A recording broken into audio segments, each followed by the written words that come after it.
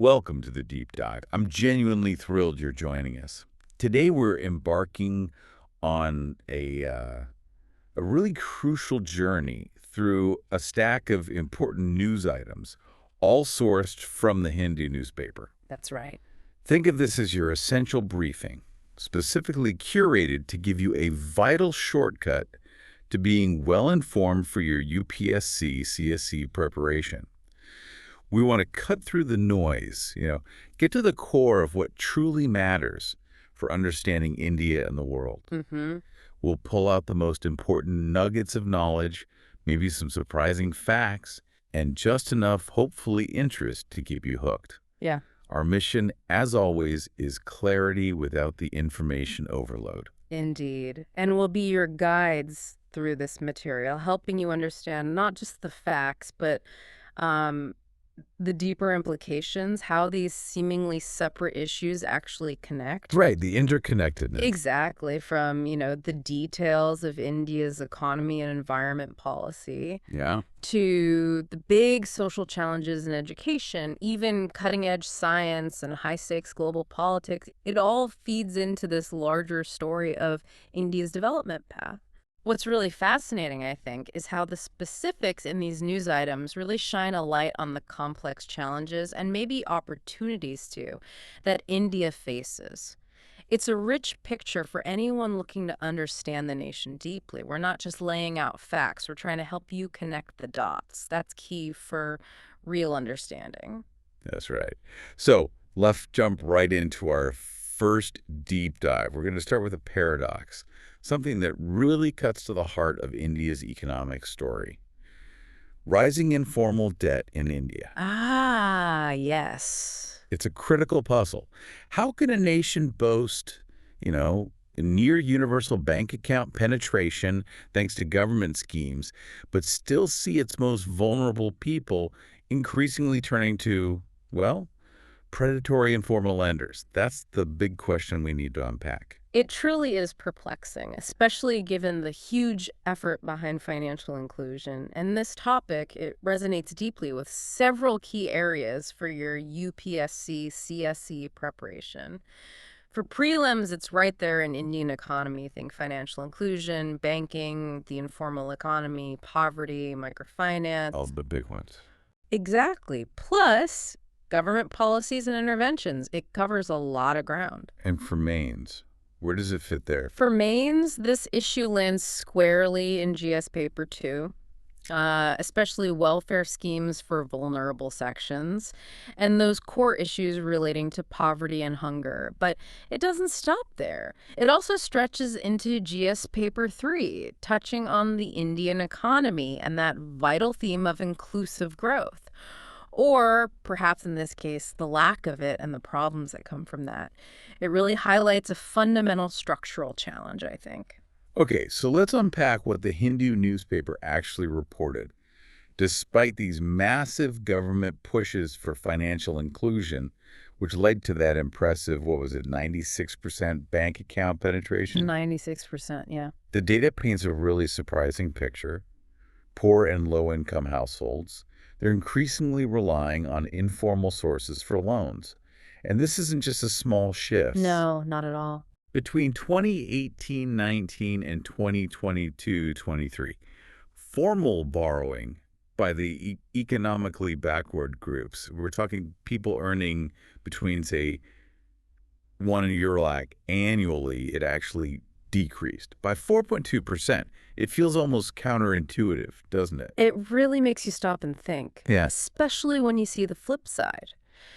During that exact same period, informal borrowing from sources like moneylenders, even traditional chit funds by that same income group, it increased by 5.8%. Wow.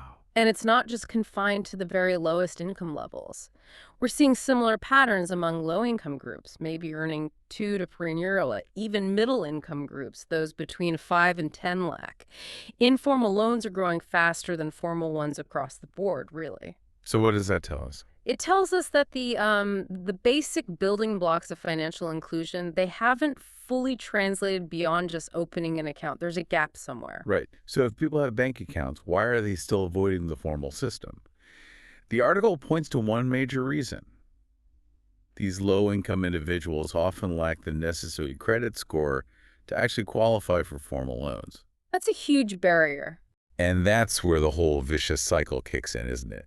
Informal sources, they don't really care about credit scores, but the catch is they charge these exorbitant interest rates, sometimes, what, 40, 50%? Easily. Sometimes even higher, unofficially. Which just pushes vulnerable borrowers deeper into these debt traps. Hmm. And we're also seeing rising default rates in microfinance loans, which are often seen as a kind of bridge, right? Supposedly, yes. These defaults for loans overdue by more than 90 days, they're projected to basically double from 1.8% in December 2022 to 3.6% by March 2025. That's a really stark warning sign of distress. It certainly is. And to really get the full picture here, let's maybe clarify some of these core concepts.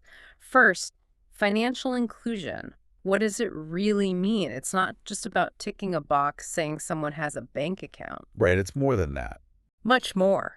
It's about providing affordable access to a whole range of financial services, credit, insurance, savings, payments for everyone, especially the vulnerable and underserved sections.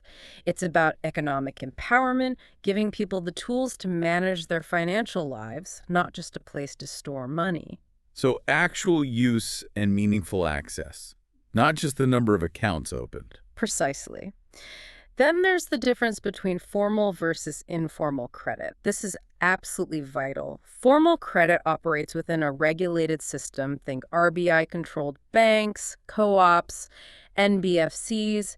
They generally offer lower transparent interest rates, and there's legal recourse if things go wrong. Okay. Informal credit, on the other hand, that comes from unregulated sources, your local moneylender, pawnbrokers, traders, maybe even relatives or friends. And here you often find very high exploitative interest rates, a total lack of transparency, and basically no legal protection for the borrower.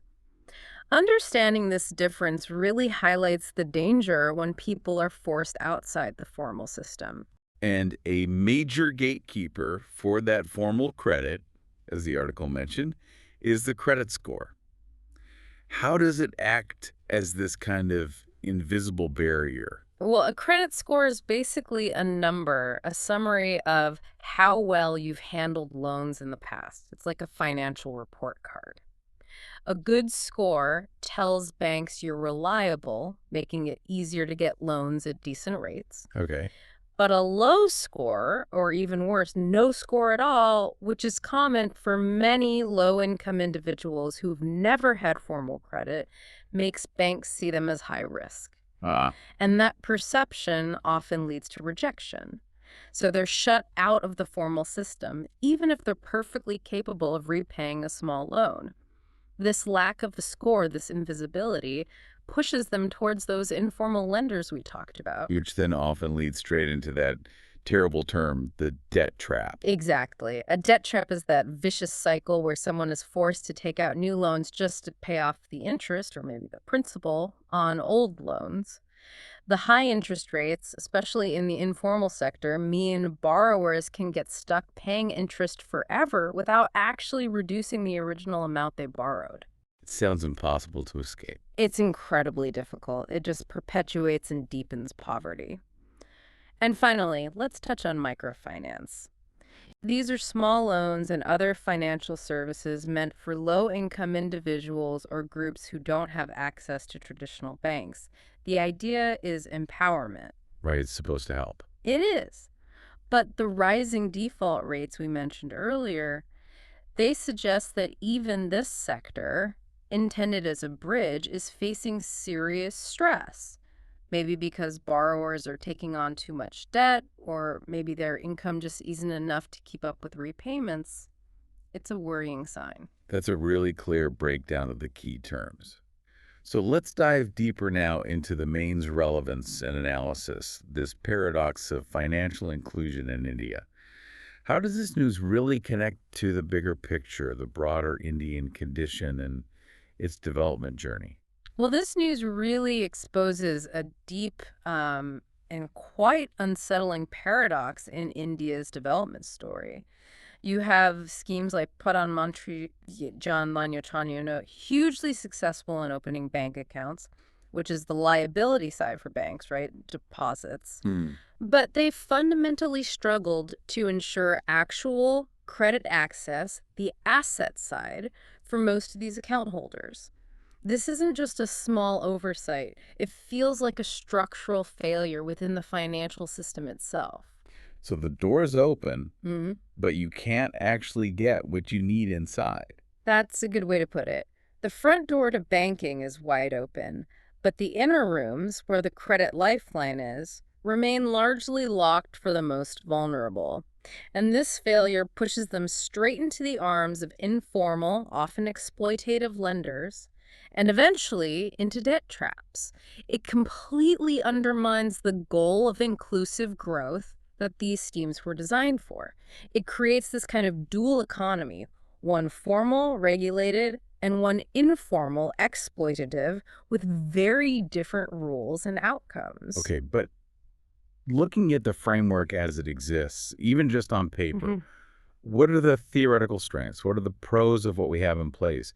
Well, the fact that India achieved near universal bank account access, you can't deny that's a massive achievement, the foundational digital infrastructure. Absolutely, it's huge. And this network, this infrastructure, it's incredibly valuable, right?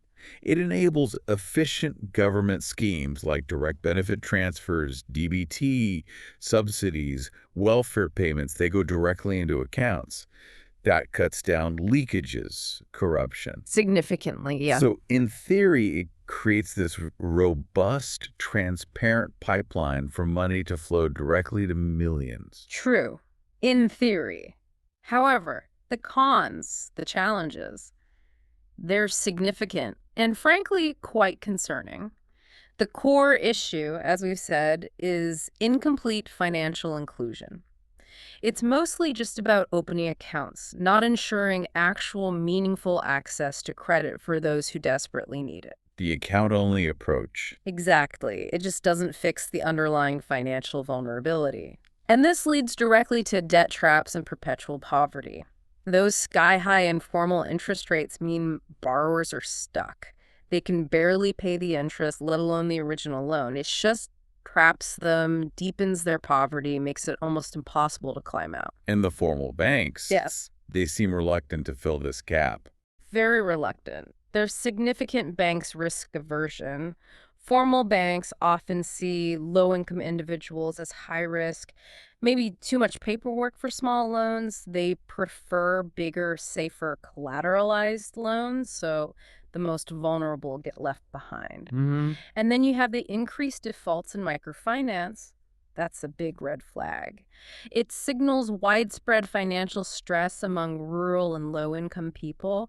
Even small structured loans are becoming hard to repay.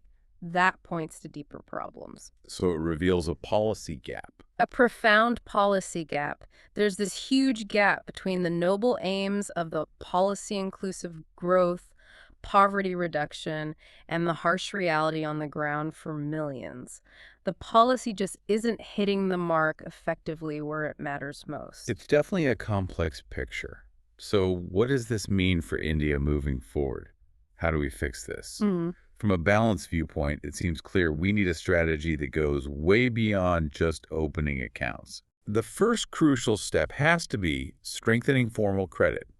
We need to actively encourage banks, maybe nudge them, to create special loan schemes designed specifically for low-income groups. And we could leverage existing structures like self-help groups, SHGs. They have a great track record with microlending, right? Peer pressure helps repayment. SHGs are definitely a promising avenue. And thinking a bit more outside the box, we desperately need new credit scoring models.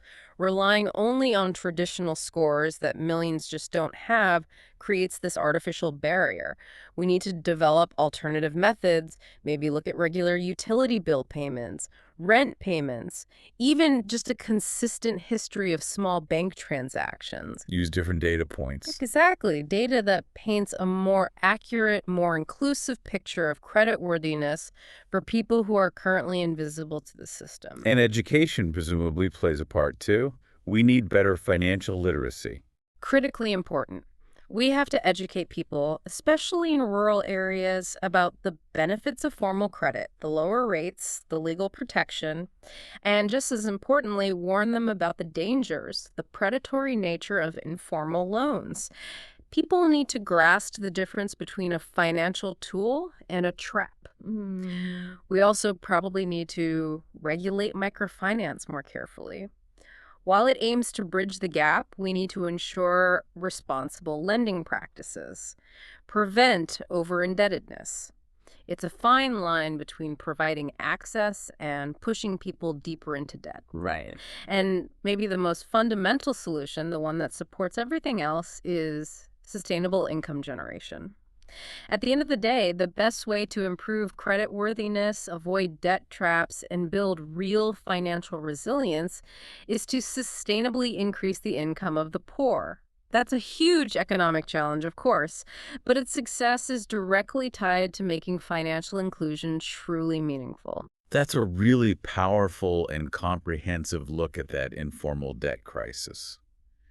Okay, let's shift our focus now. From economic disparities, let's tackle another really critical Indian dilemma. The contentious choices being made around environmental policy. We're diving into the news about the dilution of emission norms for thermal power plants. Ah, yes, a controversial one. Definitely. This decision by the Union Environment Ministry really captures that classic environment versus development tension that India grapples with so often. And it's incredibly important for your UPSC CSE preparation. For prelims, it hits environment topics directly: air pollution, sulfur dioxide, SO2, particulate matter, PM, and the specific technology, flue gas desulfurization, or FGD. Oh, FGD, right. Plus broader government policies and regulations. And for mains, where does this sit? Mains, it's smack in the middle of GS Paper 3. Think conservation, environmental pollution and degradation, environmental impact assessment, and also a key infrastructure sector, energy. It forces us to confront these really difficult trade-offs between our immediate energy needs and, well, our long-term environmental health. Okay, so let's look at the key highlights from the Hindu newspaper. The Union Environment Ministry made this, well, highly debated decision. It exempted a majority of India's thermal power plants, TPPs, from installing these flue gas desulfurization systems, FGD systems. The majority, yes. That's the key point. And just to remind everyone, FGD systems are crucial because they cut down sulfur dioxide, SO2 emissions from these plants. Right. Why does SO2 matter so much? Because it can transform into secondary particulate matter, which we know is a major driver of severe air pollution and a huge public health risk. Exactly. And what's particularly striking is the new categorization system they've introduced. Only Category A plants, just 11% of the total, have to install FGD now. These are mostly plants near the NCR big cities, over 10 lakh population. Only 11%. Then you have Category B, another 11% near critically polluted areas. They now have the option to install FGD, but it's not mandatory anymore. An option. And here's the real kicker. The remaining 78% of power plants, called Category C, are now completely exempt. 78%. Completely exempt. And experts are already sounding the alarm, warning this will definitely increase transboundary pollution. Because pollution doesn't just stay put, right? It can travel easily over 200 kilometers, affecting areas far from the actual power plant. Okay, that explains the policy shift. Let's make sure we're clear on some of the core technical and environmental terms here. First, flue gas desulfurization, FGD. What exactly is it doing? Okay, FGD is basically a technology. It's engineered specifically to remove sulfur dioxide, SO from the exhaust gases, what we call flue gas, that come out when you burn fossil fuels, especially coal, in places like power plants. It's a vital tool to reduce one of the most harmful pollutants from coal burning. It essentially scrubs the toxic gas out before it hits the atmosphere. Got it. And that harmful pollutant is sulfur dioxide, SO. Correct. So aero is a toxic gas, comes mainly from burning fossil fuels, particularly coal. It's called a primary air pollutant because it's emitted directly from the source. It immediately contributes to poor air quality. But it doesn't just stay as SO, does it? It plays a role in particulate matter, PM, which we hear so much about in air quality discussions. Precisely. Particulate matter, PM, refers to those tiny solid or liquid bits floating in the air. The really tricky thing about SO is that it doesn't just stay as a gas. It reacts with other chemicals and moisture in the air and forms secondary particulate matter like sulfate aerosols. Ah, secondary. Yes. And these sulfate aerosols are particularly dangerous because they're so tiny, they can get deep into your lungs, even into your bloodstream, causing serious respiratory problems, heart issues, and other health problems. So, SOHURA is emitted directly, but its transformation into secondary PM is how it causes such widespread and severe harm. You also mentioned critically polluted areas, CPA, and non-containment cities, NAC, being used in the policy. What do those terms mean here? Right. CPAs are specific industrial zones that the government has identified as having extremely high pollution levels, acute environmental stress points.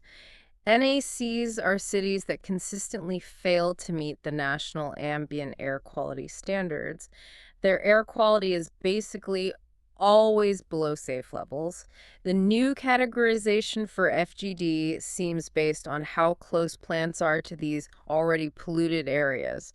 It suggests a targeted approach, but as we've seen, the target area has shrunk dramatically. And finally, a key concern raised by experts, transboundary pollution. Yes, transboundary pollution. This just means air pollution that starts in one place but travels long distances, carried by wind, affecting air quality far away, maybe across state lines or even national borders. The big worry here is that exempting 78% of plants, many in rural areas, doesn't make their pollution disappear, it just spreads it out. Right. It can travel hundreds of kilometers and still impact cities or other areas far from the source. Right. So the argument that rural plants aren't dangerous doesn't really hold water. The problem just moves, it doesn't get solved. That's a very clear explanation. Let's deep dive now into the Maine's relevance and analysis, this whole environment versus development debate. How does this specific policy change really fit into the larger Indian context? What does it tell us about our priorities? Well, this policy change really feels like a significant step backward for environmental regulations in India. And this is in a country already struggling with some of the worst air quality on the planet.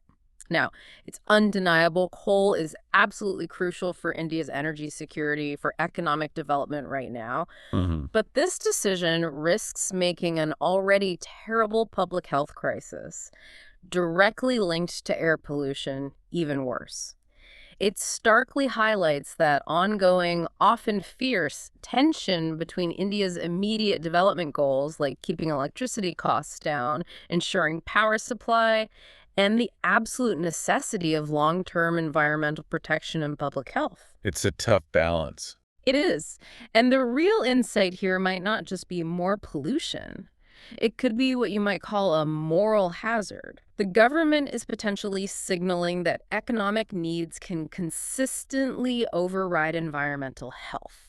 That sets a dangerous precedent for future decisions and could erode public trust in green policies. Okay, so looking at it from the government side or those who support the decision, what are the main arguments for it? Well, the biggest one is probably the reduced financial burden. Installing FGD is seriously expensive for power plants. huge capital costs, especially for older plants needing retrofitting. So these exemptions cut those costs, which, in theory, could stop electricity prices from rising for consumers and maybe keep industries competitive. The cost argument is always prominent. Then there's the energy security angle. Retrofitting plants takes time, complexity. It might mean shutdowns or reduced output. Exempting them ensures the power keeps flowing, which is critical for a growing economy like India's with huge energy demand. It avoids potential shortages from a massive mandatory upgrade program. Practical difficulties, yeah. Yeah. And finally, there's this idea of a targeted approach. By only mandating FGD in densely populated or already highly polluted areas, the argument could be that they're focusing resources where the immediate health impact is greatest. A sort of cost-benefit analysis rather than a blanket rule for everyone. Okay, those points highlight the immediate economic and logistical pressures. But the arguments against the decision are substantial and, frankly, quite alarming for India's future. The most direct impact. Definitely increased air pollution. Exempting 78% of plants means a significant jump in SRO's emissions, and critically, the formation of that dangerous particulate matter. This isn't just local, it's a systemic increase nationwide, Which leads to which inevitably worsens the already severe public health crisis. More air pollution means more respiratory diseases, more cardiovascular problems, higher rates of illness and death. This puts a massive, often unseen strain on our healthcare system and really impacts people's quality of life, their productivity. And that idea you mentioned earlier that rural plants don't affect cities much. That's where the transboundary pollution argument is key. The idea that rural plants are somehow safe or irrelevant to urban pollution is just false. As we said, pollution travels hundreds of kilometers. Tall chimneys just spread it further, they don't get rid of it. So even a Category C plant far from a city still contributes to that city's air quality problems. Right. Plus, this move could be seen internationally as a breach of international commitments. India has made big pledges on climate change and pollution, like at the Paris Agreement. This could look like backtracking, potentially hurting India's reputation globally and weakening its voice in environmental talks. So, given these very strong arguments on both sides, what's the balanced view? How should India realistically move forward here? Well, looking at it overall, this decision really feels like a step backward for India's environmental governance. The immediate economic health of power plants, while important, it just can't or shouldn't come before public health and long-term environmental protection. We need a more holistic view. Investing in cleaner tech isn't just a cost, it's an investment in people, in productivity, in long-term economic stability. A more sensible path might be phased FGD implementation across all plants, not these wide exemptions. The government could offer financial help, maybe incentive, to make it feasible, giving plants time to adapt but still committing to the goal. And perhaps the most crucial long-term answer is to really push for and accelerate the green energy transition. Coal power is inherently polluting. It's unsustainable. The real path forward for both energy security and environmental health is to speed up the shift to clean sources, solar, wind, hydro, that reduces the reliance on coal altogether and avoids these painful trade-offs. Makes sense. And finally, robust air quality monitoring is absolutely essential. Without good, transparent public data on air quality across the country, how can we really know the impact of these policies? How can we hold polluters accountable? How can we make informed decisions?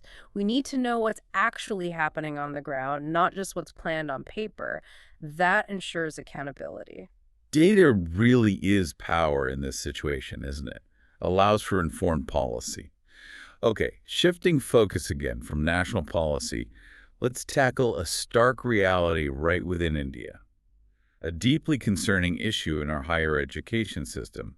We're diving into the news related to ragging and the mental health crisis in Indian higher education. A very serious issue. It highlights this persistent problem of ragging and its severe outcomes, including, tragically, student suicides. And the courts are taking a very critical view of how it's being handled. Yes, and this is a critical, very sensitive topic, but highly relevant for the UPSC, CSE. For prelims, you're looking at social issues like ragging, suicide rates, governance aspects, key reports like the NCRB data, statutory bodies, UGC, NMC, and legal terms like PIL. Okay, and for mains. Mains, it hits GS Paper 1, Social Empowerment, Features of Indian Society. Then GS Paper 2, Health, Education, Human Resources, and critically, Protection of Vulnerable Sections. It even reaches into GS Paper 4, Ethics, things like ethical governance, compassion, accountability. It's truly multi-layered, exposing deep societal and institutional problems. All right. So let's get into the key highlights from the Hindu. The Delhi High Court recently came down hard, severely criticizing the University Grants Commission's, the UGC's anti-ragging mechanism. This happened amid a disturbing rise in ragging incidents and, devastatingly, student suicides in higher education. The court even suggested it might initiate a suo motu public interest litigation, a PIL, which really shows how seriously they view the situation. And the numbers, they're grim. The latest NCRB report from 2022 indicates that 7.6%, that's over 13,000 people, 7.6% of all suicides in India were by students. 13,000. It's staggering. These aren't just statistics, they're lost lives, immense suffering. And the trend seems to be worsening, which points to a systemic failure, really. The UGC's own anti-ragging helpline got over 1,000 complaints last year, 1,084, the highest in 9 years. The Delhi High Court used strong language, calling the UGC system a complete failure. A complete failure. Wow, and this echoes earlier concerns from the Supreme Court, which had also said that the UGC's anti-ragging rules were basically just on paper. The Supreme Court, seeing the connection to the mental health crisis, even suggested forming a national task force specifically for student mental health.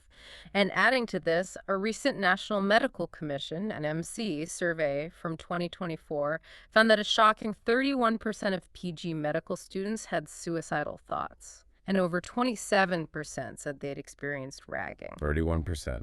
In medical school. These aren't just numbers, they paint a picture of a profound crisis of well-being within our educational institutions. It's truly heartbreaking to hear those figures, especially for students who are supposed to be starting a hopeful new phase. It makes you wonder, beyond the laws, what societal pressures or institutional cultures let this awful practice continue despite all the efforts. But before we get into that analysis, let's clarify some core concepts here. First, ragging itself. How is it actually defined? Legally, ragging is defined as any act that causes physical or mental harm, insult, or fear to junior or new students.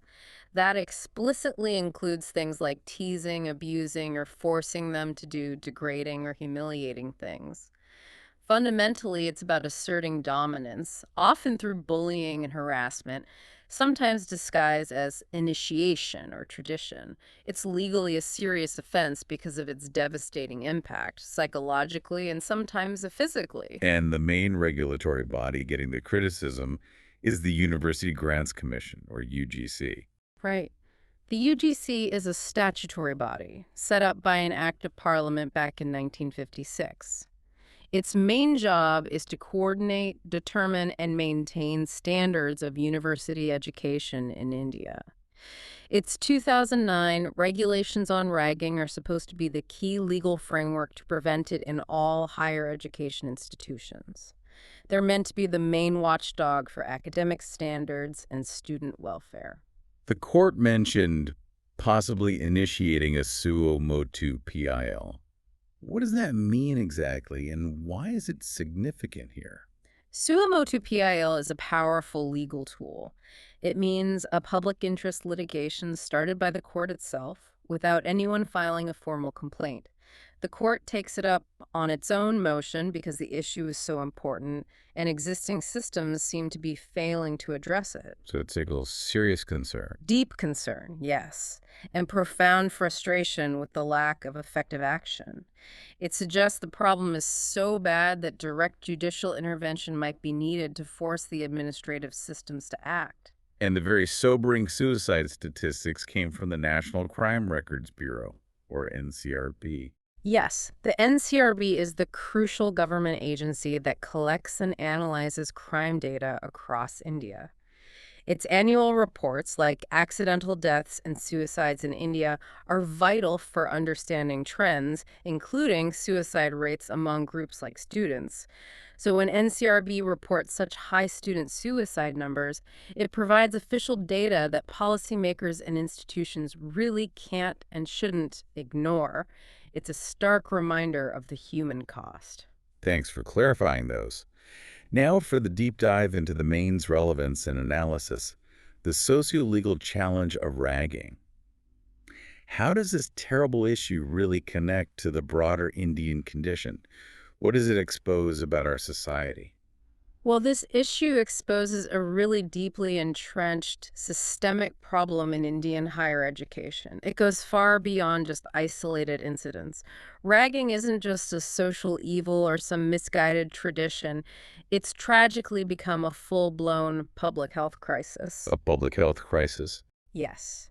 It significantly contributes to the alarming rise in mental health problems and suicides among our youth, the very people who are supposed to be India's demographic dividend, our engine for future growth. This crisis highlights a profound failure of regulatory bodies like the UGC. It underscores the painful reality that even well-intentioned laws are ineffective if they aren't implemented with real force and accountability. And fundamentally, it reflects a social culture that sadly sometimes normalizes hierarchical bullying and a disturbing lack of empathy within institutions that should be nurturing environments. So, looking at the system on paper, what are the supposed strengths? The pros of the existing framework? It sounds like the intentions were good, at least. In theory, yes. India does have a pretty robust legal framework against ragging, especially the UGC regulations from 2009. They're comprehensive. They clearly prohibit ragging, outline penalties, institutional responsibilities. Right, the rules exist. Exactly. And mechanisms are supposed to be in place. Colleges must have anti-ragging committees. There's a national helpline. Channels for reporting exist. And third, there are those mandatory affidavits from students and parents. Legal declarations meant to ensure everyone knows the rules and the consequences. It acts as a formal awareness tool. Okay, so those are the strengths in theory. But the cons, the challenges, are painfully obvious, and as the courts are saying, they really outweigh the theory. The biggest issue is implementation failure. As both the High Court and Supreme Court have stressed, these laws largely remain on paper. Enforcement is weak, inconsistent, maybe even non-existent sometimes, Right. which leads to widespread institutional apathy. Colleges often just take superficial steps, or worse, actively try to cover up incidents to protect their reputation rather than dealing with the problem or supporting victims. This culture of denial just lets it continue. And the mental health angle that the NMC survey highlighted so starkly. That's a massive critical failing. There's a severe neglect of mental health. Institutions often fail to recognize or address the deep mental health issues and suicidal thoughts that come from ragging. There isn't enough access to confidential counseling or psychological support. Victims are left isolated, vulnerable, and the courts have also pointed to insufficient resources. The problem is huge, but the funds UGC allocates for student welfare and anti-ragging efforts are often seen as inadequate for the sheer number of institutions and students. Under-resourcing just undermines any effort, however well-intentioned. This really calls for a balanced view and a clear path forward, something that goes beyond just passing laws. What needs to actually happen? Absolutely. Tackling ragging needs a multi-pronged strategy. It demands a fundamental shift in attitude, not just regulations. First off, strict enforcement. That means a zero-tolerance policy. Strict, swift action against offenders, yes, but also against institutions that fail to act or try to hide things. Accountability at all levels, faculty, admin, is key. Second, a profound emphasis on mental health. That means mandatory, confidential, easily accessible counseling services in every college. It also means actually implementing the recommendations from that national task force on student mental health, ensuring real support systems exist for students in distress. And beyond the institutional level, we need a deeper cultural shift. We have to actively foster an environment of mutual respect, empathy, inclusivity within our campuses. Move away from these toxic ideas of hazing or initiation, maybe mentorship programs, where seniors are trained to guide and support juniors, not harass them. That could turn negative interactions positive. And judicial oversight is vital. As we see with the Delhi High Court, active judicial intervention is crucial to push sluggish administrative systems into action and ensure real compliance. And what's the role for society, for parents, and all this? Society and parents play a crucial role. We absolutely must stop seeing ragging as some harmless tradition or rite of passage. We need to recognize it for what it is: a criminal offense with devastating, often lifelong psychological and physical consequences. This shift in perception, this collective societal condemnation, is essential to create an environment where ragging isn't tolerated and where victims feel safe enough to speak out. Powerful insights on a truly heartbreaking issue. Okay, let's shift gears now to something quite different, but also vital for India, a major conservation effort. We're going to dive into the news around Project Cheetah, updates and challenges. This covers India's ambitious project to reintroduce the cheetah, and we'll look at the latest news and the recent difficulties it's faced. Yes, Project Cheetah. For your UPSC CSE, this is primarily relevant for prelims under environment and ecology. It covers key areas like biodiversity conservation, species reintroduction programs, protected areas, and of course, Project Cheetah itself. It's a real flagship government initiative in wildlife preservation. Okay, so let's look at the key highlights from the Hindu newspaper regarding Project Cheetah. Sadly, there was recent news. An 8-year-old female cheetah, Nabha, who came from Namibia, died in Kuno National Park, KNP, in Madhya Pradesh. Yes, that was unfortunate. The cause was injuries she got during a hunting attempt inside one of those special enclosures, a boma. With her passing, Kuno now has 26 cheetahs in total. That's 9 African-born adults and 17 cubs born in India, which is actually a hopeful sign for the population growing. That is positive news, the Cubs. And on another positive note, the authorities are reporting that 16 cheetahs are now living and hunting freely in Kuno's main forest area. That's a big step towards them becoming truly wild and integrated. Good progress there. Also, 2 cheetahs, Prapas and Pawan, originally from South Africa, were recently moved from Kuno to Gandhi Sagar Wildlife Sanctuary, also in MP. This is a really important strategic move. It establishes Gandhi Sagar as India's second cheetah habitat. The aim is to build a more resilient, spread-out population, not keep all the eggs in one basket, so to speak. Right, diversifying the locations. Exactly. And all the cheetahs have also received medication to protect them against things like ticks, ectoparasites. That's a key part of their ongoing health management in the new environment. Okay, let's quickly run through some core concepts here, important for prelims. First, Project Cheetah itself. What is it and why is it such a big deal?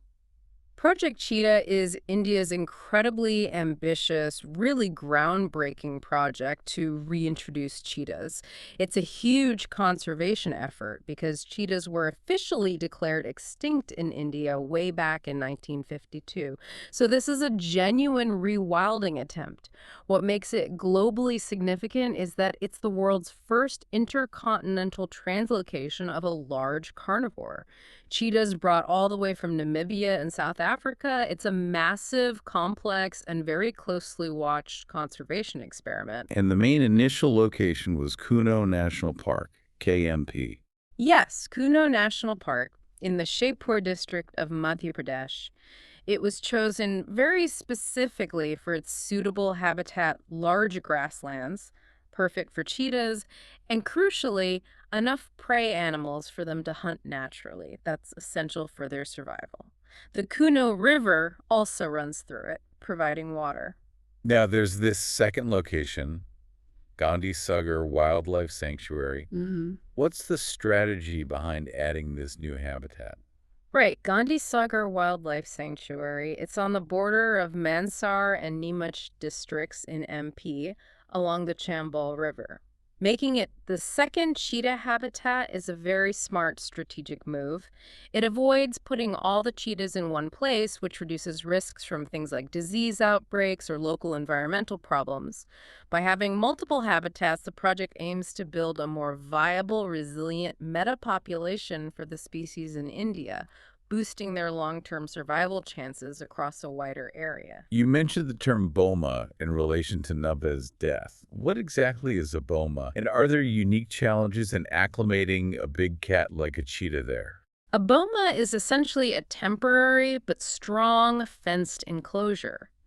It's used specifically to help translocated animals like these cheetahs get used to their new surroundings before they're fully released into the wild. The idea is to let them gradually adjust to the climate, the local prey, the landscape, all in a controlled way to reduce stress and increase survival chances later. Okay. The challenge with a fast, agile predator like a cheetah and a boma is making it big enough for natural hunting behavior, but still small enough for close monitoring. Unfortunately, injuries during hunting attempts inside these enclosures, like what happened to Napa, are a sad but inherent risk during this adjustment phase. They're still learning about new prey in a confined space before facing the fully wild environment. Right. It's part of the difficult process. And finally, a key detail for conservation, the IUCN status of cheetah. What's their global conservation standing? It's important to make a distinction here between the two main subspecies. The Asiatic cheetah, which is mainly found in Iran now, is listed as critically endangered on the IUCN Red List. That means it's facing an extremely high risk of extinction in the wild, very few left. Critically endangered.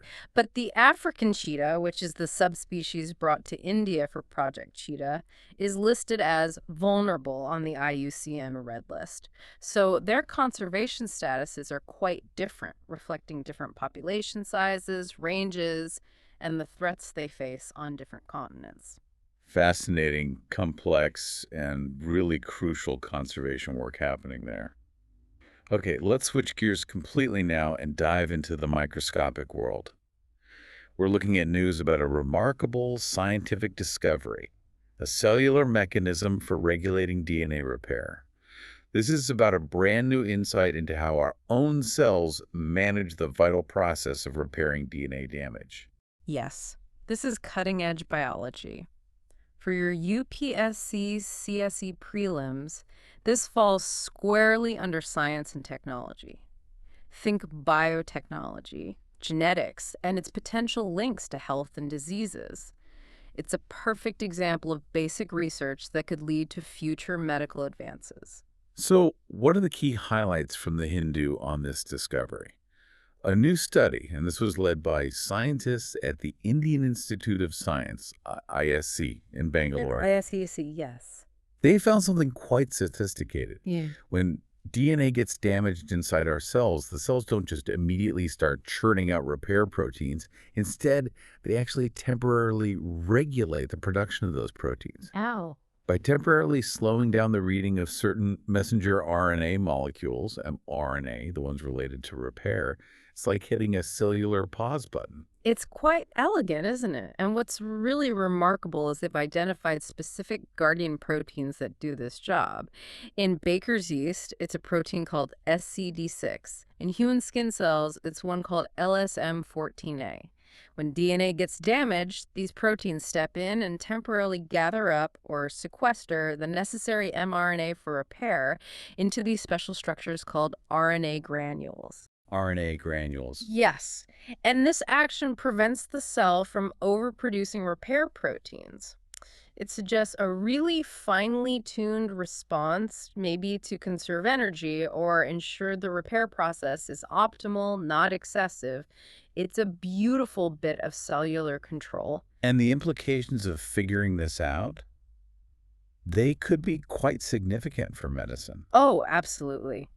This discovery could potentially make chemotherapy more effective against cancer. If we understand exactly how cells regulate their DNA repair, maybe we can find ways to stop cancer cells from repairing themselves so well that could make them more vulnerable to chemo, perhaps allowing lower doses or reducing side effects. That would be huge. Huge. And beyond cancer, this research might also open new doors for studying and maybe eventually treating neurodegenerative diseases, things like Alzheimer's, Parkinson's. Understanding these fundamental cellular processes, how cells respond to damage, how they repair themselves, often leads to completely new ideas for tackling complex diseases. It's foundational science with really broad potential. It's genuinely humbling when you think about the complexity just humming away inside our own bodies at that level. Oh, let's see one. Makes you wonder what else is going on that we don't even know about yet. Okay, let's break down some of these core concepts just for clarity. First, at the absolute heart of this is DNA, deoxyribonucleic acid. Right, DNA. It's the fundamental molecule. It stores all the genetic information in living things. It's the blueprint, the instruction manual for life.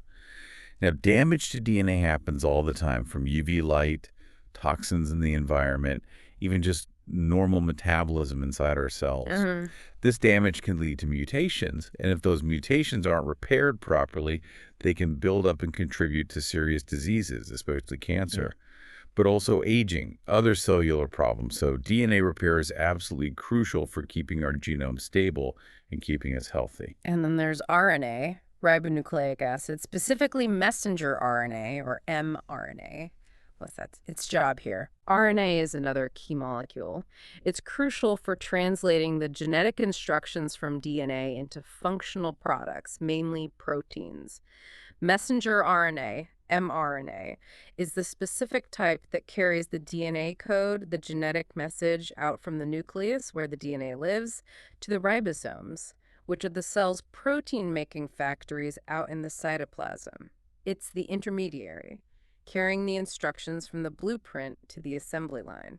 So when the study talks about temporarily sequestering mRNA, that's a form of gene expression regulation. Exactly. Gene expression is the whole process of using the information in a gene to make a product, like a protein. When these guardian proteins gather up the mRNA into RNA granules, they're essentially putting a very precise pause on the production line for those specific repair proteins. It's a sophisticated way for the cell to control its response to DNA damage, manage resources, and prevent wasteful overproduction, which could sometimes even be harmful itself. It's exquisite cellular control. And the potential applications mentioned relate to cancer and chemotherapy and also neurodegeneration. Yeah. How does this discovery connect to those big medical challenges? Well, the connections are potentially very significant. Cancer, fundamentally, is about uncontrolled cell division, often linked to unrepaired DNA damage causing harmful mutations. Chemotherapy often works by causing more DNA damage in rapidly dividing cancer cells or stopping them from repairing damage to kill them off. Right. This new study suggests that if we could manipulate this regulation process, maybe we could make cancer cells worse at repairing themselves. That could make chemo more effective, maybe even allow lower doses. As for neurodegeneration diseases like Alzheimer's, Parkinson's, these involve the progressive breakdown and death of brain cells. While the link is still being explored, any deep insight into how cells stay healthy, how they respond to damage like DNA damage, could open completely new avenues for understanding what goes wrong in these diseases and maybe finding ways to intervene. It's all about cellular health and resilience.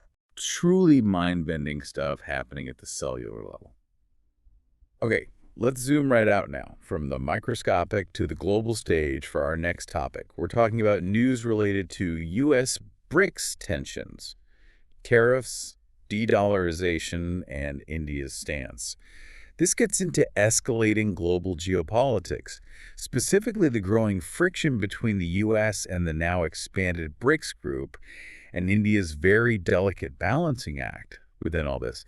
It feels like a critical moment in global power dynamics. Absolutely. And this is high-stakes stuff for your UPSC, CSE. For prelims, it hits international relations, especially groupings like BRICS, also key parts of the Indian economy for foreign trade, tariffs, that concept of de-dollarization, and obviously current events of international importance. And for mains. Mains, it's right there in GS paper too. Think bilateral, regional, global groupings affecting India and the effect of policies from developed countries on India's interests.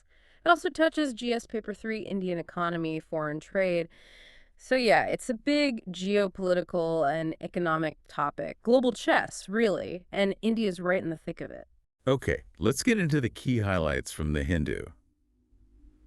U.S. President Donald Trump recently made waves by threatening to slap a significant 10% tariff on BRICS member countries. A 10% tariff. Yes, he explicitly called BRICS anti-American and, maybe more telling, sees it as a direct threat to the U.S. dollar's dominance in global trade and finance.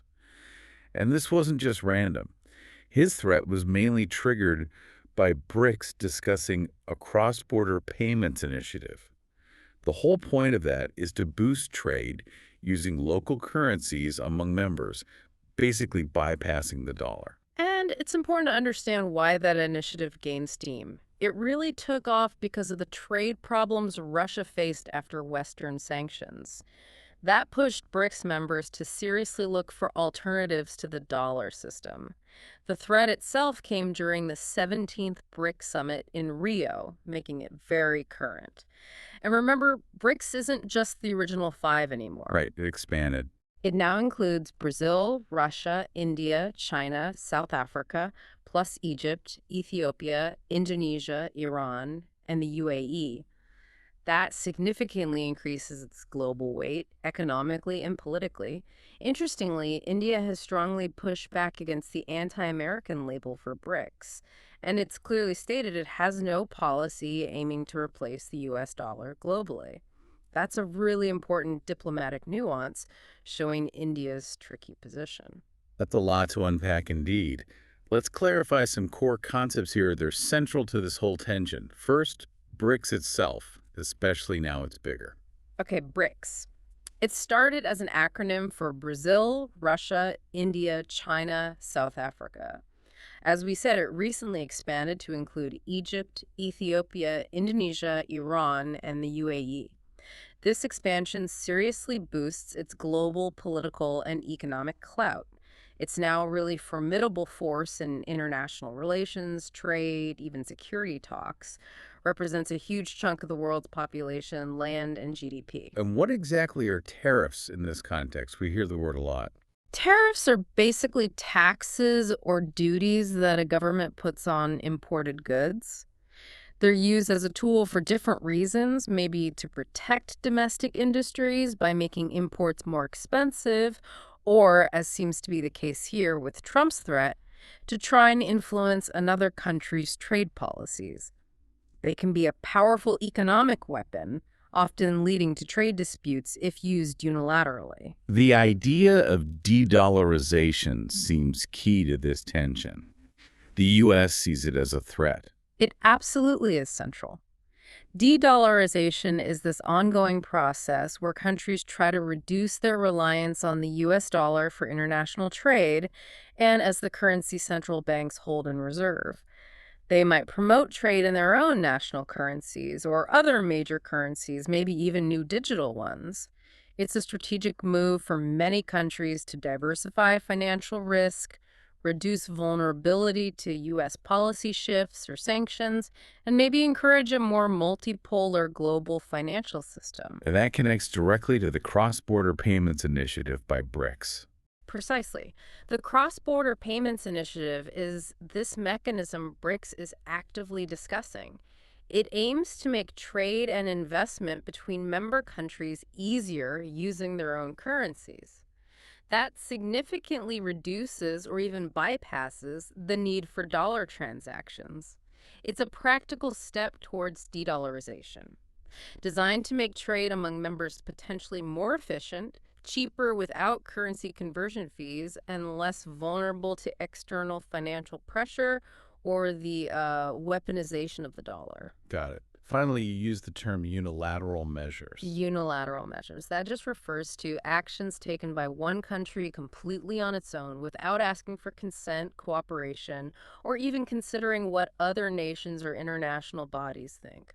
Imposing tariffs without any multilateral agreement, like Trump threatened, is a classic example. These actions often spark trade disputes, diplomatic rows, and can undermine international law and cooperation. Thanks for clarifying those. Now, let's really deep dive into the main's relevance and analysis in India's Diplomatic Balancing Act.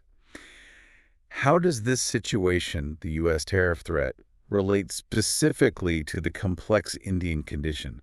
Why is it such a delicate tightrope for India?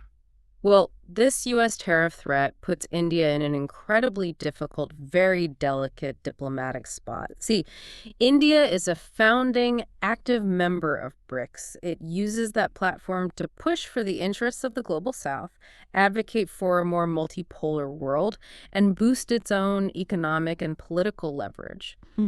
But at the same time, India is actively, consciously strengthening its strategic partnership with the U.S. That includes trying to get a crucial free trade agreement, an FTA, which could bring big economic benefits. So this dual engagement forces India into this complex balancing act. It has to maintain its commitment to multilateral forums like BRICS, which fits its vision of diverse global ties, while also carefully nurturing its vital bilateral relationship with the U.S. This situation directly tests India's core foreign policy principle of strategic autonomy, the idea of acting purely in its own national interest, without getting tied down by any single power bloc or caught in the crossfire of others' fights. So, despite these obvious challenges, are there potential upsides, pros or opportunities for India in navigating this tricky geopolitical maze? Well, potentially. Firstly, that BRICS payment system, if it gets off the ground properly, could actually lead to a strengthening of the local currency, the Indian rupee, in the long run. Using rupees more in trade could reduce reliance on the dollar, maybe lower trade costs with other BRICS nations by cutting out conversion fees and risks. That's a potential long-term benefit, yes. Secondly, India might be able to play a crucial mediating role. Given its generally good relationships with both Western countries and key BRICS members like Russia and China, India could perhaps act as a bridge, help de-escalate tensions, foster dialogue between these major blocs. That would really solidify India's global standing as a responsible, influential player. A balancing power. Exactly. And finally, this whole situation just highlights the urgent need for economic diversification. It shows the risks of relying too heavily on any one country or currency for trade. It pushes India to actively diversify its trade partnerships, find new markets, build greater economic resilience against these kinds of external shocks and political pressures. Okay, those are potential opportunities. But the cons, the challenges for India are substantial and immediate. The most obvious is the potential economic impact. A 10% tariff on BRICS members would hit India's exports to the U.S. hard, and the U.S. is India's largest trade partner. Right, that's huge. It would directly impact key sectors, textiles, pharma, IT services, manufactured goods. That could hurt economic growth, jobs, the trade balance. This forces India into that incredibly difficult diplomatic tightrope walk. It has to somehow balance U.S. interests, which are vital economically and strategically, with its solidarity and relationships within BRICS, especially with Russia and China, who are more openly challenging the U.S. It's a fine line. A very fine line. Supporting BRICS de-dollarization too strongly could jeopardize the U.S. FTA and market access. But aligning too closely with the U.S. could weaken India's influence within BRICS and undermine its multipolar goals. It requires constant, careful strategic adjustment. And could this U.S. pressure actually split BRICS internally? That's a real risk. U.S. pressure could definitely exacerbate internal bloc divisions. Not all BRICS members see the U.S. the same way or have the same economic goals or strategies. External pressure, like tariff threats, could highlight these existing differences, maybe fragment the group, or just dilute its impact as a united front. So what's the balanced view here? How should India navigate this incredibly complex geopolitical landscape while trying to maintain its strategic autonomy? India's path forward really needs shrewd, pragmatic diplomacy and a laser focus on its own long-term national interests. First, it needs to diplomatically persuade the U.S. that participating in BRICS isn't anti-American or inherently hostile. It's just part of India's multifaceted foreign policy, engaging constructively with different global groups. It needs to clearly communicate that the BRICS payment system is mainly about making trade more efficient and cheaper among members, not about deliberately trying to replace the dollar globally. And within BRICS itself. Within BRICS, India should strategically work to ensure the group's agenda doesn't become overly confrontational towards the West. An excessively aggressive stance might not be in India's best interest, given its growing ties with the U.S. and Europe. It's about finding common ground for cooperation without needlessly escalating tensions. Also, India must keep focusing on strengthening its domestic economy and exports. That builds resilience against external shocks like tariffs. A stronger internal base gives India more leverage internationally. Makes sense. And underlying all this is that principle of strategic autonomy. The best approach for India is to stick to that. Collaborate with all major powers, US, Russia, China, EU, based purely on its own national interests. Avoid getting tangled in others' conflicts or becoming part of rigid blocs that limit its options. It's about maintaining flexibility in a very dynamic world. A truly intricate dance on the global stage, indeed. Okay, let's shift gears again. Our next deep dive tackles a really crucial debate about India's economic reality right here at home. We're looking at the news related to the debate on inequality in India, consumption versus income and wealth. This highlights how using different yardsticks can paint vastly different pictures of the same economy, leading to big disagreements about whether inequality is actually going down or maybe going up. Yes, this is a cornerstone topic for your UPSC CSE. For prelims, it's straight out of the Indian economy syllabus concepts like poverty, inequality, the Gini coefficient, key surveys like HCES, Household Consumption Expenditure Survey, plus understanding reports from places like the World Bank and the World Inequality Database. And for mains, how relevant is it there? Highly relevant for mains. GS Paper 1 under salient features of Indian society and developmental issues like poverty, And GS Paper 3 covering the Indian economy, that crucial concept of inclusive growth, and the complex issues that arise from development itself. It's a fundamental debate about the very nature of India's growth story and who is benefiting. Okay, let's look at the key highlights from the Hindu newspaper. There's a recent World Bank report making the claim that India's inequality has actually decreased. It cites its consumption-based Gini coefficient, saying it fell from 0.288 in 2011-12 down to 0.255 in 2022-23. Now, on the surface, that sounds like pretty good news, right? Suggests maybe economic benefits are spreading out more. On the surface, yes, it might seem that way. However, critics are arguing quite strongly that this report is misleading. Their main point is that it only looks at consumption inequality, not income or wealth inequality. And why does that matter so much? Yeah, why is that distinction critical? Because consumption inequality is almost always lower than income or wealth inequality. Think about it. The poor, out of necessity, spend nearly all their income on basics. There's very little left to save or invest, whereas richer people save and invest a much larger chunk of their income. Their wealth grows over time, often significantly.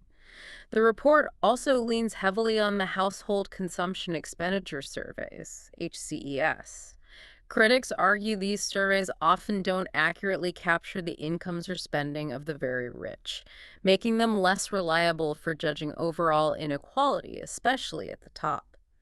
Plus, they point to methodological differences between the 2011-12 and 2022-23 surveys, which makes direct comparison tricky, like comparing apples and oranges, making the claim of decreasing inequality based just on this data questionable. Okay, so what's the counter-narrative? What does other data focusing on income and wealth suggest about the real picture of inequality in India? Well, in stark contrast, you have the World Inequality Database, or WID. They specifically track income and wealth, and their findings paint a very different, much more concerning picture. WID indicates that India's income inequality is very high, a Gini coefficient of 0.61 for 2022-23, and wealth inequality, even more Yeah, extreme, a Gini coefficient of 0.75. 0.75. That's incredibly high. It is, and perhaps their most startling finding is that the richest 1% in India now hold around 40% of the country's total wealth. 40%. That makes India one of the most unequal countries globally in terms of wealth distribution. This is a huge divergence from the World Bank's consumption-based view and points towards a severe concentration of economic power at the very top. Let's clarify some of these core economic concepts then, because the distinctions seem absolutely vital to understanding this debate. First, just defining inequality in this economic sense. Okay, inequality here just refers to the unequal distribution of resources within a society. Those resources could be income, what people earn, wealth, what people own, or consumption, what people spend. Right. It's basically a measure of how unevenly the economic pie is divided among the population. It shows disparities in economic well-being and opportunity. And that distinction between consumption versus income versus wealth inequality, you said it's crucial. Could you elaborate a bit more? Absolutely crucial. Consumption inequality measures the differences in how much households spend. It reflects gaps in immediate living standards. Income inequality looks at the gaps in the money people or households receive, wages, profits, investments, etc. Wealth inequality measures the differences in the assets people own, land, buildings, stocks, savings.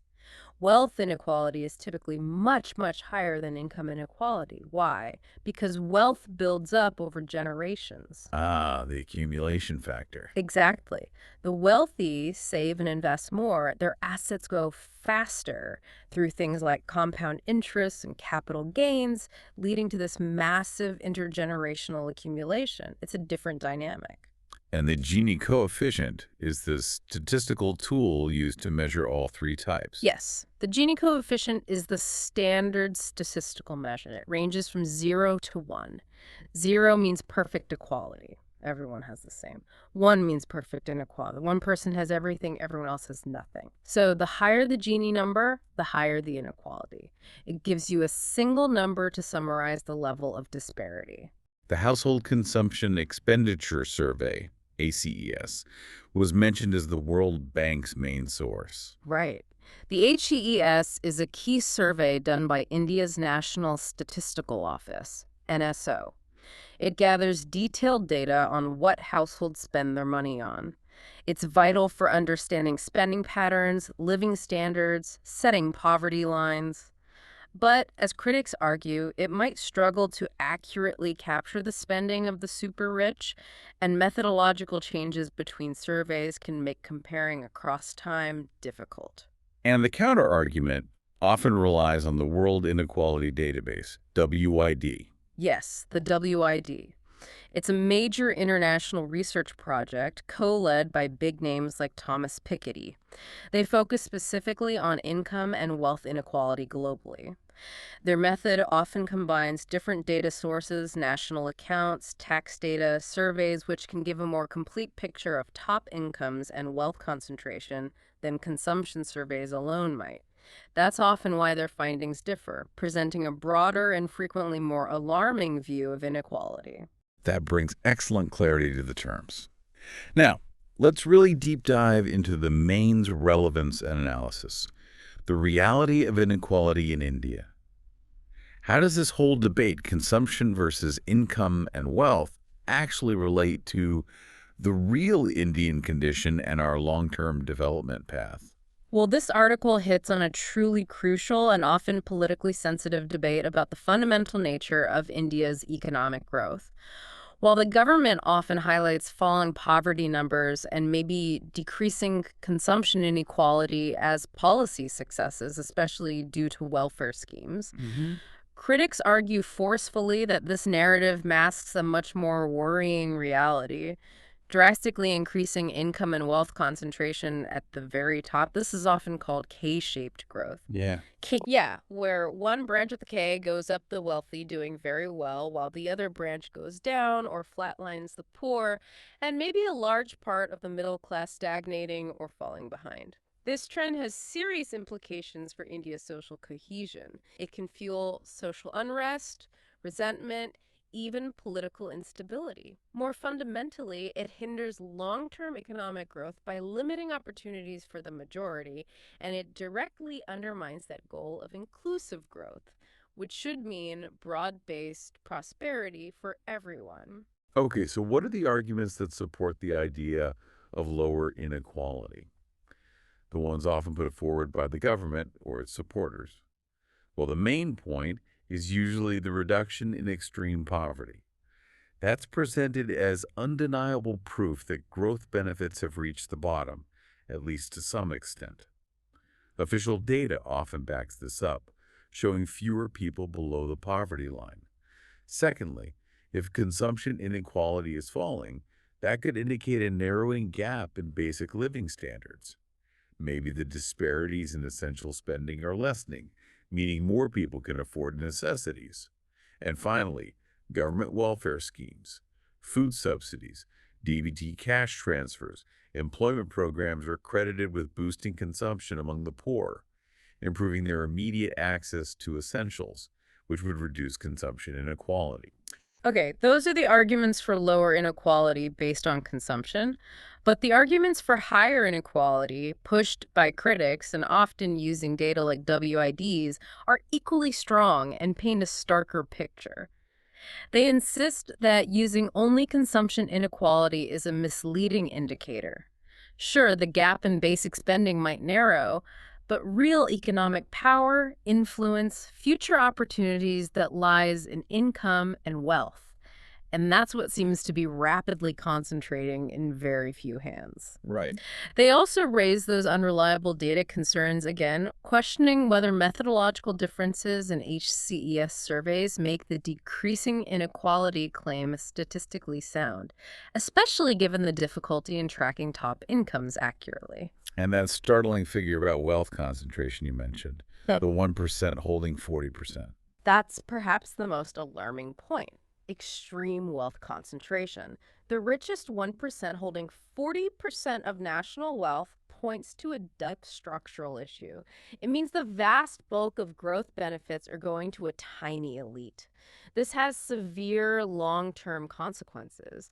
High inequality restricts opportunities for most people, hinders social mobility across generations, creates social friction, disillusionment, a sense of unfairness, and ultimately it drags down future economic growth because a huge part of the population can't reach their full potential due to lack of capital, education, or quality jobs. It fundamentally undermines inclusive growth. So what is the balanced view here? How do we reconcile these apparently contradictory pictures of inequality in India? What's the way forward? Well, while we absolutely should acknowledge the progress in reducing extreme poverty that's positive and important, it really shouldn't obscure this alarming rise in income and wealth inequality shown by other data. Policymakers need to look beyond just consumption figures and grapple with all facets of inequality, consumption, income, and wealth. We desperately need a comprehensive, multi-pronged approach focusing on structural reforms, not just safety nets. Like what kind of reforms? Things like implementing more progressive taxation, especially targeting wealth, capital gains, maybe inheritance, to redistribute resources more fairly and fund public services. It also means significantly increasing public spending on health and education. That's key to creating genuinely equal opportunities for everyone, regardless of background, leveling the playing field for human development. And focusing on jobs and wages. Absolutely. We need to ensure fair wages and create more quality employment opportunities across different sectors. That directly tackles income inequality by letting more people participate meaningfully in the economy and earn a decent living that allows for savings and a better life. And finally, there's an urgent need for more transparent and reliable official data on income and wealth distribution in India.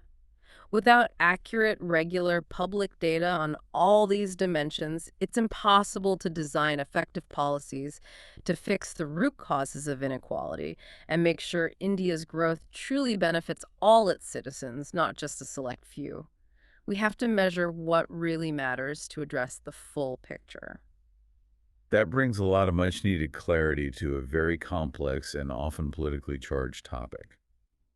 Okay, for our final deep dive today, we're turning our attention to Mizoram's refugee crisis, internal security, and humanitarian concerns. This focuses on the ongoing humanitarian and security challenges in Mizoram, triggered by the significant influx of refugees from neighboring Myanmar. It highlights a particularly sensitive and difficult situation for India's border states. Yes, this is highly relevant for UPSC, CSE, touching on multiple critical areas.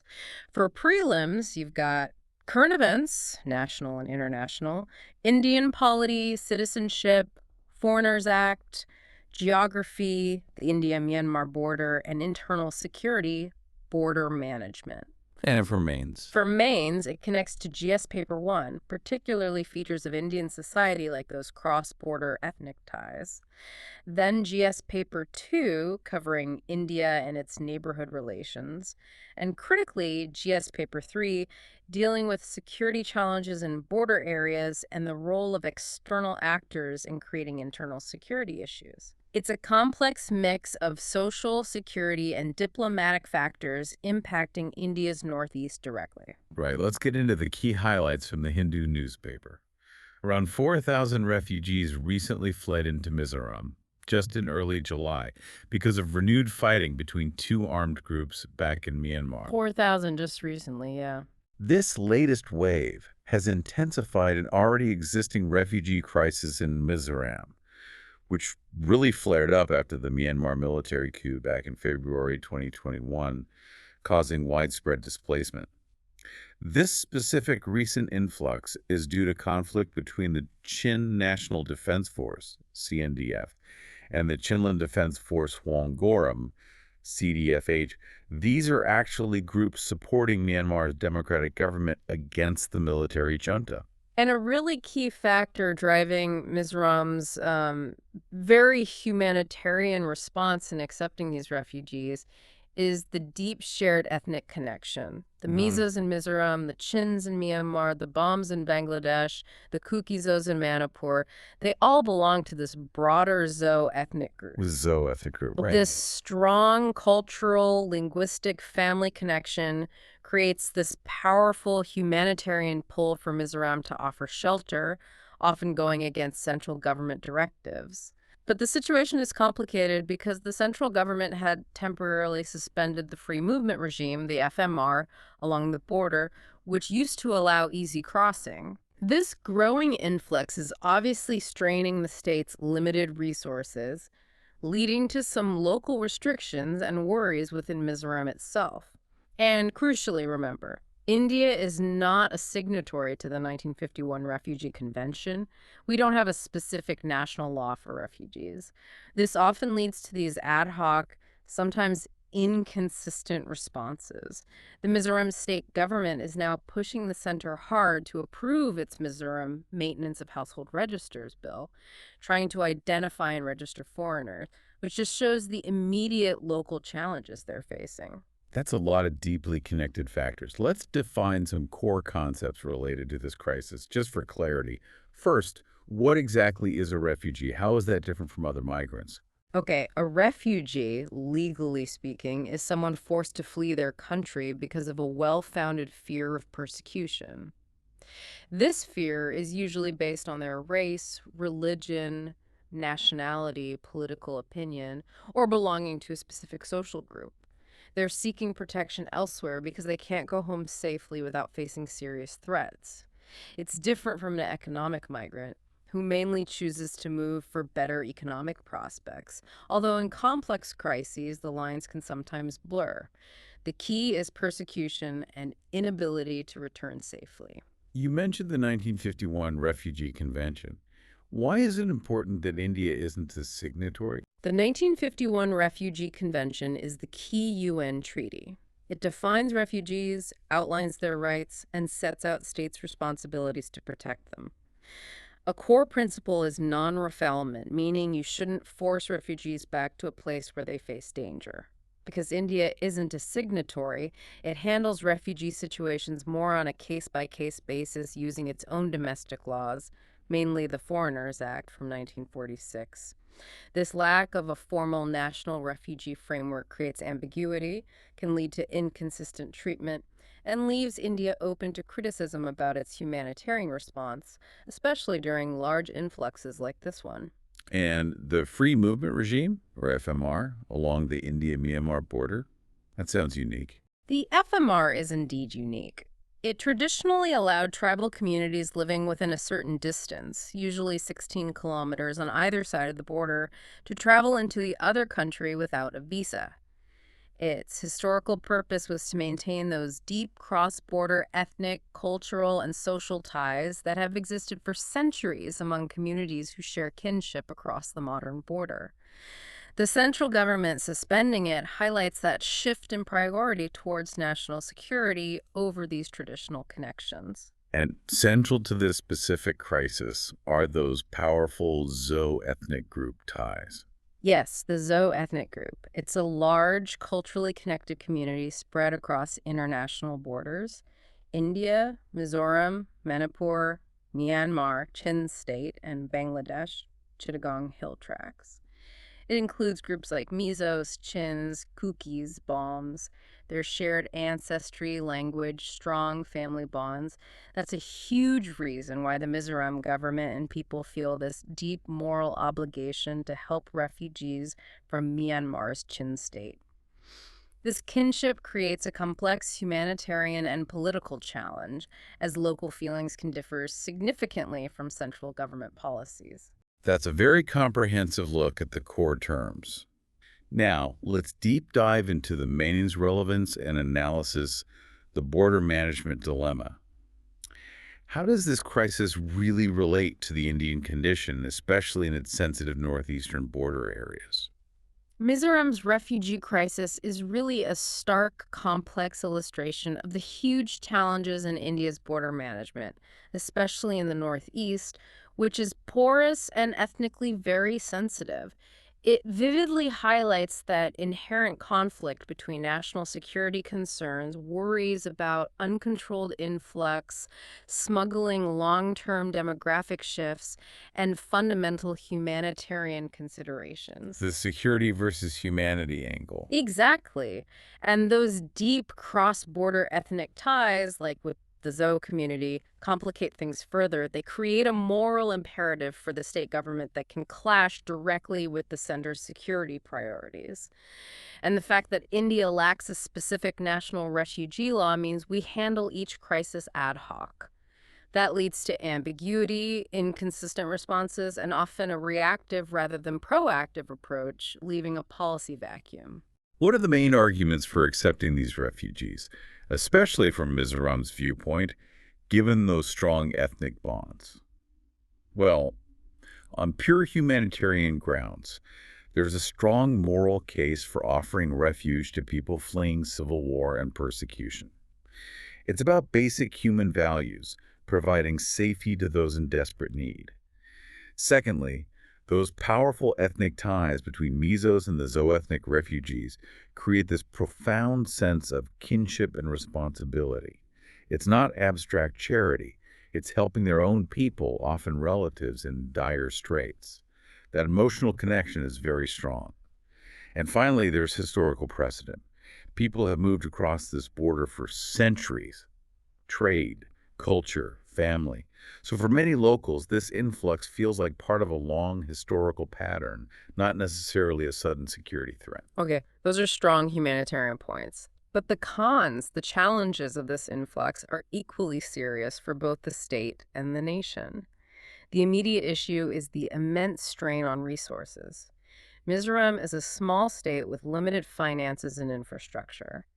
Taking in tens of thousands of refugees puts a huge, potentially unsustainable burden on healthcare, education, food, shelter. There's also a genuine national security threat. Concerns about potential increases in illegal activities, arms smuggling, drug trafficking, even insurgents moving under the cover of refugees. This could destabilize the border region and pose broader security risks. And the demographic impact must be a major concern for the state government itself. Yes, absolutely. There are legitimate demographic change worries. An uncontrolled, large influx raises fears about altering the state's existing demographic balance. That can lead to social tensions, competition for scarce resources, maybe even political shifts down the line. And related to that, continuous refugee flows can cause internal tensions within the host community itself. Locals might feel their resources are overstretched, their land rights threatened, their way of life disrupted. That can breed resentment, friction, even conflict. So what's the balanced view here? What's the way forward to handle this incredibly complex dilemma? How do you respect the humanitarian side without compromising security and stability? A truly balanced solution is needed, one that acknowledges the strong humanitarian pull in Mizoram, but also addresses the real security and stability concerns for the state and the nation. Perhaps the most crucial first step is to finally formulate a national refugee law. This is absolutely essential. It would create a clear, consistent national policy for managing refugees, ending the current ambiguity and ad hoc approach. It would provide a legal framework for fair processing, rights, and responsibilities. And what about managing the border itself? We definitely need to strengthen border management. That means carefully reevaluating policies like the FMR, balancing cultural needs with security, but also significantly boosting border security, using technology, better surveillance, drones, sensors, smart security, not just fences. Also, much better sender-state cooperation is needed. The central government has to provide more substantial financial and administrative support to Mizoram, recognizing the huge burden the state is carrying. This includes proper registration, identification, maybe biometric data for refugees, to manage services effectively while respecting their dignity. Looking beyond India's borders, what about the root cause in Myanmar? Absolutely critical. Diplomatic engagement is paramount. India has to keep pushing hard diplomatically to help find a peaceful political solution to the crisis in Myanmar. A stable, democratic, peaceful neighbor isn't just good for humanitarian reasons. It's vital for India's own long-term security, regional stability, and the economic development of the entire Northeast. It needs this multifaceted approach to humanitarian, security, diplomatic, to really tackle such a complex, ongoing crisis. We've certainly covered a lot of crucial ground today, diving deep into these significant news topics that are highly relevant for your UPSC CSE preparation.